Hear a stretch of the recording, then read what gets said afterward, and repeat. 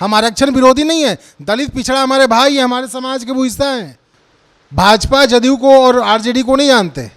बिहार में जातीय उन्माद फैलाने के लिए ये लोग पहले फर्जी तरीके से जातीय सर्वे का नाम देते हैं। संविधान खतरे में है और हम लोग संविधान को मानने वाले लोग हैं, न्यायपालिका को मानने वाले लोग हैं। सवर्ण समाज ने हमेशा से अपनी कुर्बानी दी है। आरक्षण का जो दायरा था उसको आप कैसे बढ़ा सकते हैं? वो जातीय सर्वे नहीं था, वो जातीय जनगणना था।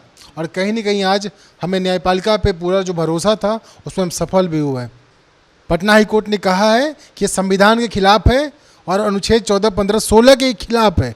पटना हाई कोर्ट ने आज आरक्षण को लेकर बड़ा फैसला सुनाया है। जो आरक्षण सीमा पहले बढ़ाई गई थी बिहार सरकार की ओर से, उसे असंवैधानिक करारते हुए रद्द कर दिया गया है। हालांकि याचिकाकर्ता भागवत शर्मा हमारे साथ हैं। क्या जरूरत पड़ी याचिका दायर करने की, जो आरक्षण सीमा बढ़ाई गई थी उसे रद्द करवाने? संविधान खतरे में है और हम लोग संविधान को मानने वाले लोग हैं, न्यायपालिका को मानने वाले लोग हैं और संविधान की रक्षा करना हमारा परम कर्तव्य है। हम श्री कृष्ण बाबू के वंशज हैं, हम राजेंद्र बाबू को मानने वाले लोग हैं जो इस देश के प्रथम राष्ट्रपति थे। हम अनुग्रह बाबू को मानने वाले लोग हैं। अगर कोई संविधान से छेड़छाड़ करेगा तो दिक्कत है ना।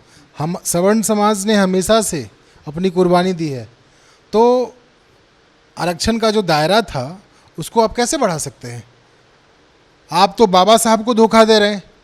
बाबा साहब ने आरक्षण 10 साल के लिए लागू किया था, उन्होंने गरीबों के लिए दिया था, लेकिन आप उसको बढ़ा रहे हैं धीरे धीरे। तो ये गलत है। इसके खिलाफ लड़ना, न्यायपालिका में जाना हमारा परम कर्तव्य था। हम गए और लड़े उसमें और हमें सफलता भी मिली।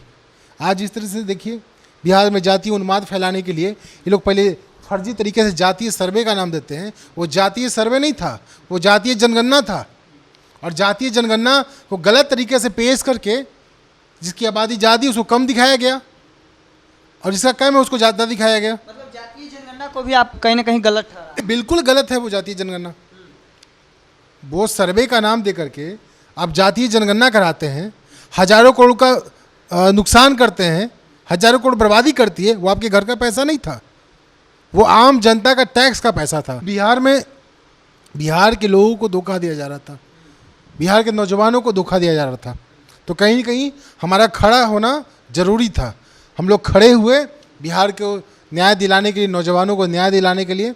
और कहीं न कहीं आज हमें न्यायपालिका पे पूरा जो भरोसा था उसमें हम सफल भी हुए हैं। न्यायपालिका ने कहा है, पटना हाई कोर्ट ने कहा है कि संविधान के खिलाफ है और अनुच्छेद 14, 15, 16 के खिलाफ है, इसलिए इसको रद्द करना जरूरी है, अनिवार्य है। चर्चा इस बात को लेकर भी है कि राष्ट्रीय जनता दल कहेगी कि भाजपा के इशारे पर, भाजपा कहेगी कि दूसरे पार्टियों के इशारे पर। आप किसी के इशारे पर उतरे थे या नहीं? देखिए, हम सवर्ण सेना चलाते हैं और पिछले 7-8 सालों से हम लोग चला रहे हैं। और गरीब सवर्णों के आरक्षण के लिए हम लोगों ने निस्वार्थ भाव से लोकतांत्रिक एवं शालीनतापूर्वक लड़ाई लड़ी है, जिसमें हम लोग सफल भी हुए हैं। भाजपा जदयू को और आरजेडी को नहीं जानते। ये सारे लोगों से हम लोग सावधान होकर के और बिना कोई खर्चे के हम लोग लड़ाई लड़ते हैं और सफल भी होते हैं। आप देखिएगा, मेरा यूट्यूब पे देखिएगा, हम बीजेपी को भी घेरते हैं और जदयू को भी घेरते हैं। हमने आरजेडी को वोट नहीं दिया है, हम आरजेडी के पास नहीं जाएंगे। लेकिन जहाँ न्याय की बात होगी, जहाँ लड़ने की बात होगी, वहाँ तो लड़ेंगे। अब कौन किसका क्या कहता है वो क्या फ़र्क पड़ता है? हम तो न्यायपालिका को मानने वाले लोग हैं और जहाँ भी खतरा दिखेगा हम तो लड़ेंगे ना। अभी देखिए, जातीय उन्माद फैलाने की जो कोशिश बिहार में की जा रही थी उसको रोकना बहुत ज़रूरी था।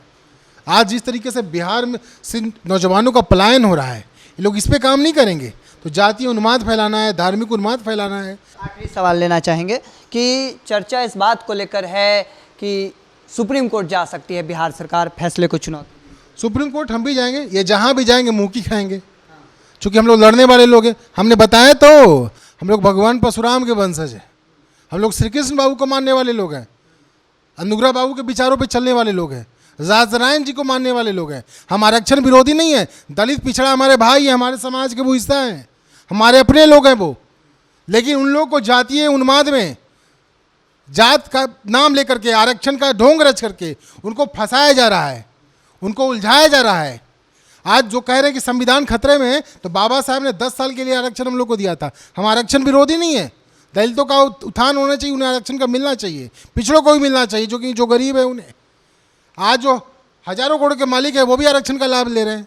तो ऐसे लोगों को रोकना जरूरी है ना। मतलब एक तरीके से आपका कहना है कि गरीबों को आरक्षण मिलना चाहिए, जातीय आधार पर नहीं मिलना चाहिए। आर्थिक आधार पर मिलना चाहिए, हम इसके पक्षधर हैं। जो गरीब है उनका उत्थान होना चाहिए। हम आरक्षण विरोधी नहीं है, दलित पिछड़ा हमारे भाई हैं, हम अंबेडकर को मानते हैं, उनके पद चिन्हों पे हम चलेंगे। और अंबेडकर जी के द्वारा जो बनाया गया संविधान है उससे खतरा तेजस्वी जी और नीतीश जी जैसे लोगों से है। चलिए, हमारे साथ भागवत शर्मा थे जिन्होंने कहीं आज पिटीशन दायर किया था और उसमें सफलता हासिल हुई। और देखिए, अब इसके साथ ही हमारे साथ बातचीत कर रहे थे। तब तक के तमाम हर अपडेट को देखते रहने के लिए द इंडिया टॉप देखते रहें। धन्यवाद।